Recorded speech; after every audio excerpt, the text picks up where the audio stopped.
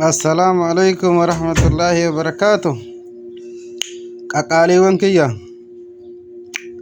akkam fayyaa alhamdulillah as geenye jireef jireenya keessan dansumaayyu alhamdulillah.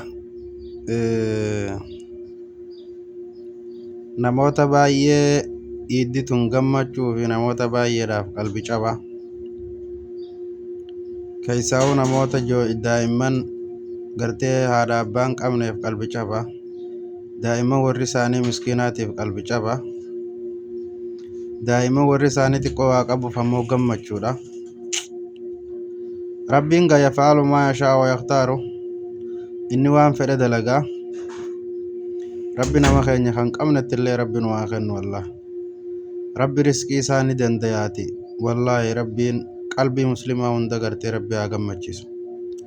Kuma jirtutti bakka jirtutti hunda rabbi haa gammachiisu wallah. Iidatana wallaahi ilmaan nama gartee ilmaan isaanii gartee nama homaan qabne wallaahi manaa gabba'uun fedhani ni rakkatan keessaa biyya teenya sanitti. Wallaahi obboleeyyan islaamaa rabbi ni dandayaati. Bakka jiran hundatti rahamaan keenya ni dandayaati. Miskiina keenya rabbi bira nu haa dhaabbatu. Qaama qalbii isaanii hunda rabbi nu haa uwwisu. Wallaahi qalbii cabaa keenya hunda gartee rabbiin qalbii isaa rabbi ni dandaya. Rabbi nu haa aafiyee qabeenya bareedaa rabbi nu haa kennu. Bakka jirtan hundaa'u gartee nama keessan hin irraanfatinaa. Namoonni biyya biraa tana keessa jirtan yeroo iidaa tana haadha abbaa keessan yaadadhaa.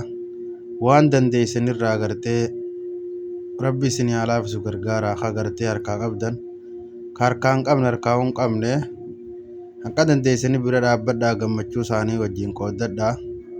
Isinii haa gammadanii taraa takka gammadanii waggaa du'aa isinii godhan du'aa isaanii san wallaahi maqbuulaa yaa jira keenya.